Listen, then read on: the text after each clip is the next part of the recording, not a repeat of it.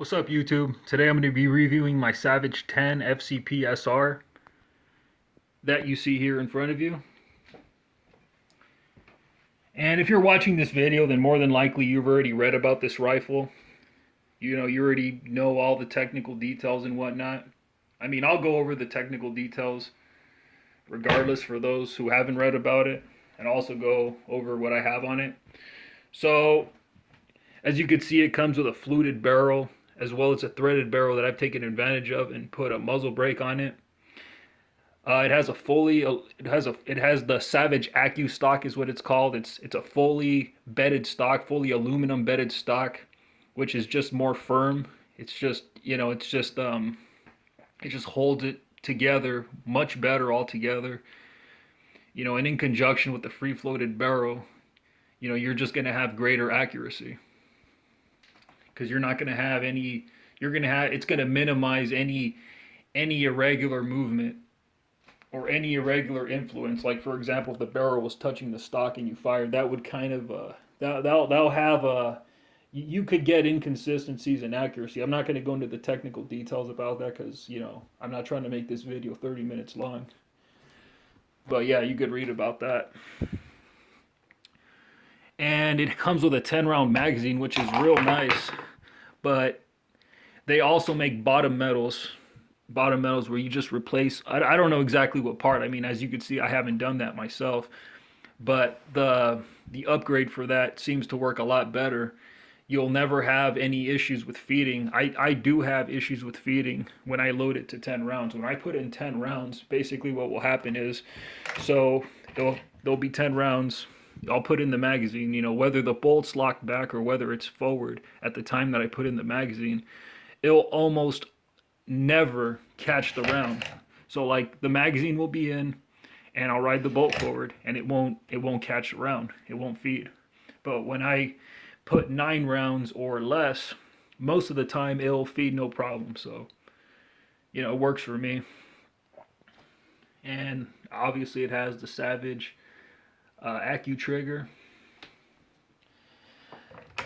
And it has a safety right here. It has a 3-position safety. I mean, I forget why. I forget what the difference is in the safety. But you see it has a 3-position safety. But nonetheless, if you put it in the 2nd position, you can't pull the trigger. You put it in the 3rd position, you can't pull the trigger.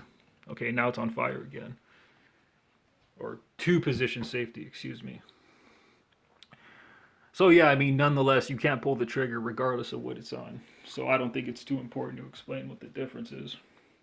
I have a Harris bipod. I have a SWFA fixed power 10 scope and some Warren Maxima rings.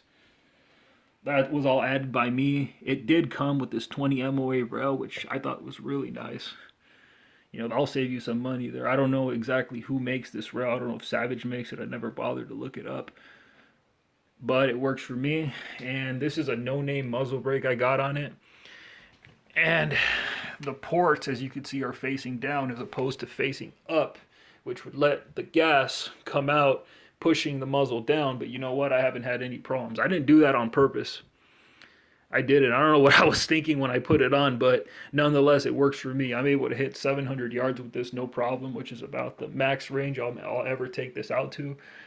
I mean, if the opportunity presents itself, I'll take it further, for sure. And excuse all this camera movement. I mean, I'm trying to give you a good look of the rifle to make up for all the camera movement. I don't have a tripod or anything. I'm not trying to get rich off of this or, put special effects and, a bunch of other stupid stuff. I'm just trying to share my rifle with you.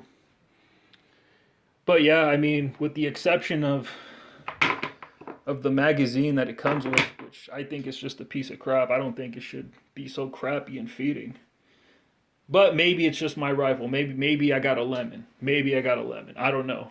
I mean, I just kind of deal with it. If I could deal with the problem, I'll deal with it, and I'll just pretty much shut up about the whole thing. So, again, that's the only thing that I had. That was the only issue I have with the rifle. But this rifle is great.